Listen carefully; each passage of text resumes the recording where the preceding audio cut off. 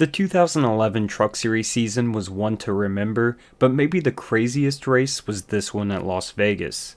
The race consisted of 10 cautions and only left 9 cars on the lead lap by the finish. Right before the video starts, make sure you subscribe so you never miss a video, and it helps me out a lot. Anyways, let's get right into it. The championship battle was heating up. Austin Dillon led James Buescher by only 3 points, with Johnny Sauter only 19 points behind. Ron Hornaday was on the pole and had really been the only truck regular to beat the Cup guys consistently all year. He had 3 wins, while the rest of the truck regulars had 5 combined wins in the first 20 races. Austin Dillon was starting next to Hornaday on the front row, while James Buescher was starting back in 6th. Now, let's get into the race. Flag coming through the tri-oval. Green flag in the air, we're underway in Vegas. Pretty even start. Austin's fighting back on the inside here. Hornaday and Dillon stayed side by side the entire first lap, but eventually Ron prevailed.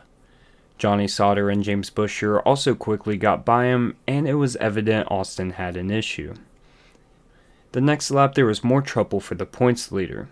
Allow him to lose that spot to Buescher as well. Oh, look, he's sideways. Completely sideways into the fence and now into the wall goes the 3 of Austin Dillon. That will bring out our first caution. Guys, that's our point leader. We talked about before the race. Get a flat tire. Dillon's front tire had been going flat since the drop of the green flag, which explains why he was so loose.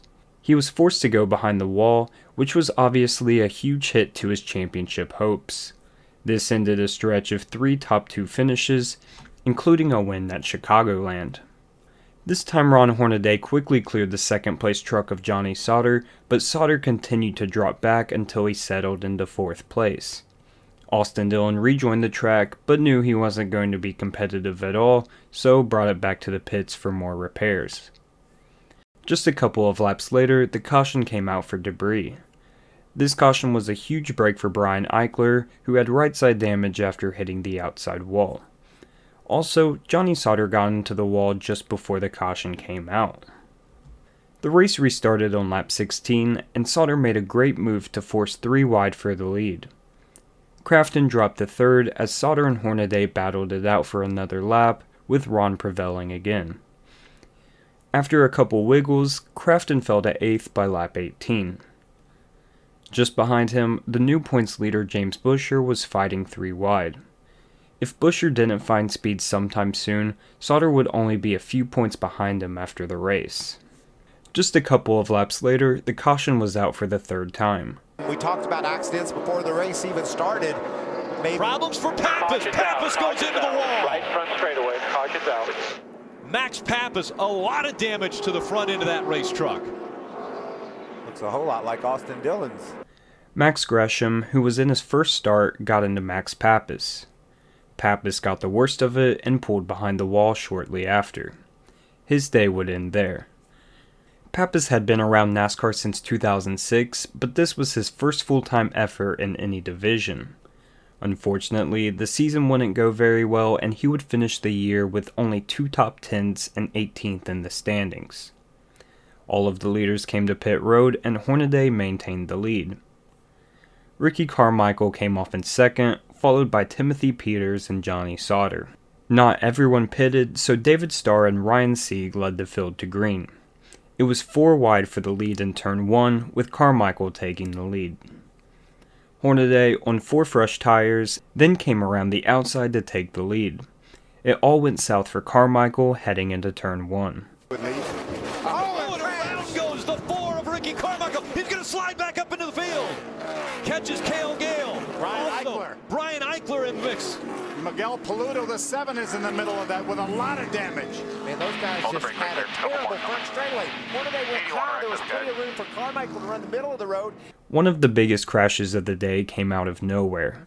Carmichael was squeezed between Starr and Sauter, spun on the apron, and came up the track.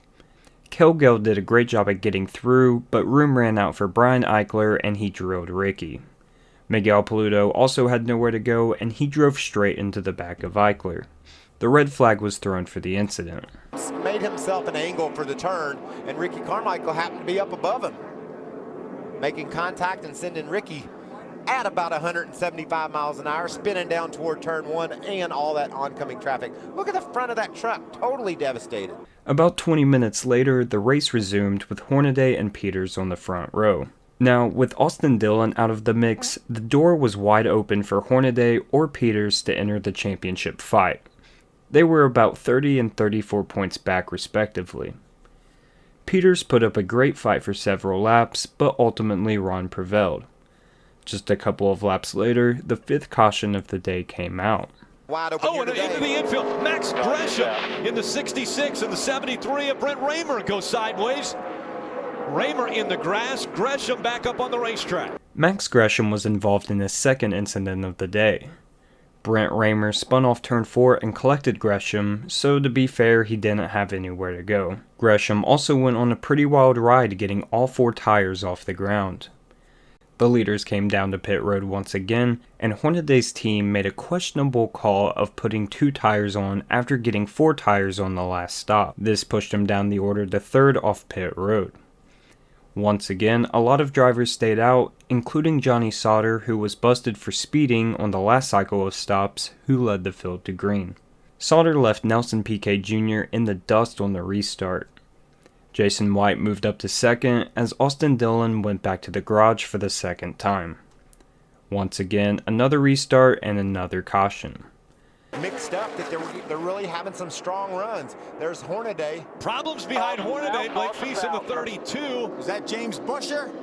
Our point leader right now? James Busher in the 31. Extensive damage to that truck. Well, boys, let's just bring Timothy Peters and Ron Hornaday back in this point battle. What do you think? Right back into this point battle. Blake Fees and new championship leader James Busher were involved.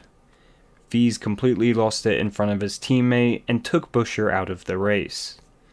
Now, the top 5 in points were separated by less than 35 points. Blake Fees' bust status isn't a secret, but it's hard to ignore how bad his 2011 season was.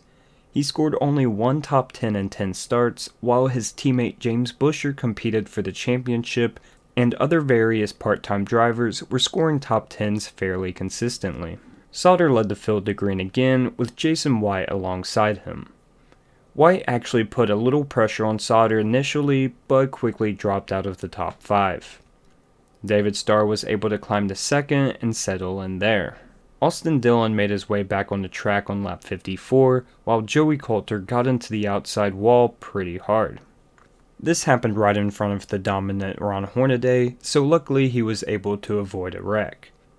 Hornaday continued his charge to the front after this close call. His team revealed that they checked the wear on the left side tires after the last pit stop and found that there was absolutely no wear. Just a handful of laps later, Joey Coulter again slammed into the outside wall right in front of Hornaday. Started 10th back on lap number 52, so 7 laps. Joey Coulter, just as you said, Michael.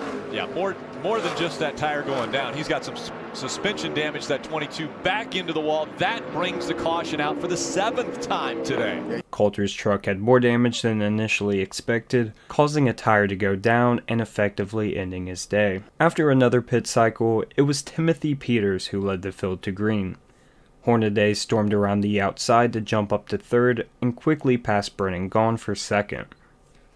The next lap he was able to challenge Peters and eventually claim the lead of the race. It was clear Hornaday had the best truck in the field, and now his strategy was paying off. Johnny Sauter was stuck battling for 5th with David Mayhew. Mayhew was a 29-year-old getting pretty much his first shot in the Truck Series. Although it was only 5 races, he proved that he had some speed. He had 2 races driving for Kevin Harvick and finished 3rd in both of those. The next year he got a handful of races with Brad Keselowski Racing and a one-off with KBM, but didn't make the most of it and never got another shot in the top 3 series. The championship lead now belonged to Austin Dillon, who had a 2-point lead over Sauter and a 5-point lead over Busher. Hornaday was now only 16 points back and Timothy Peters 19 points back. The beauty of a championship fight without playoffs. On lap 81, Busher came back out on the track. So now we're going to skip ahead to about lap 110.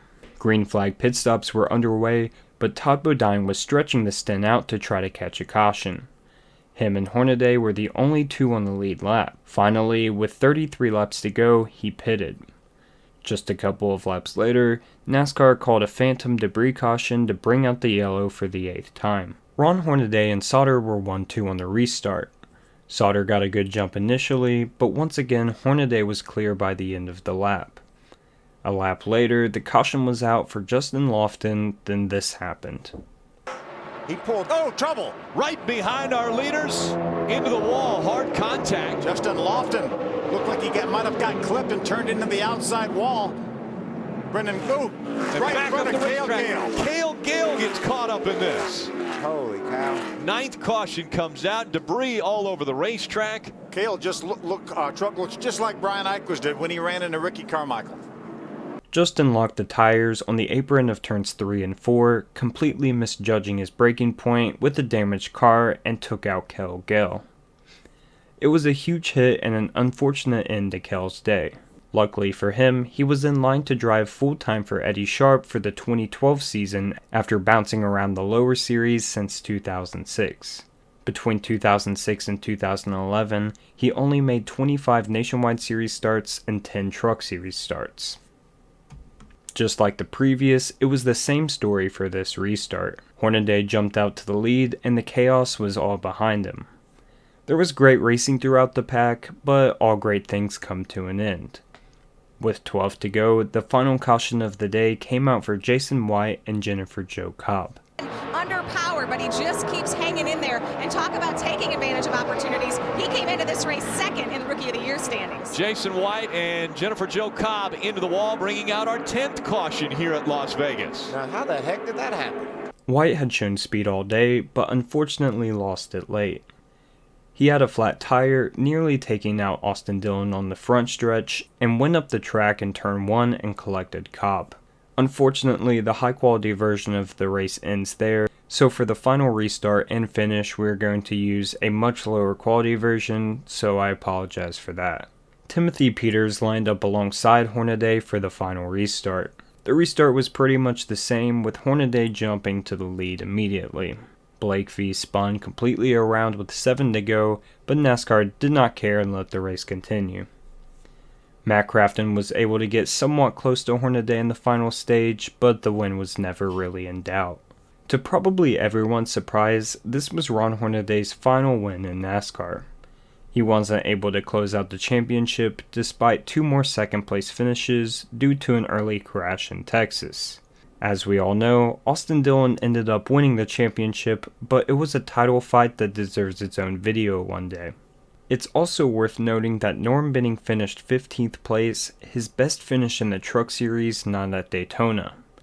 Cole Witt in 8th continued his amazing season. His performance in 2011 really goes under the radar, but he finished the season with 11 top 10s and 2 top 5s in a Stacy Compton truck.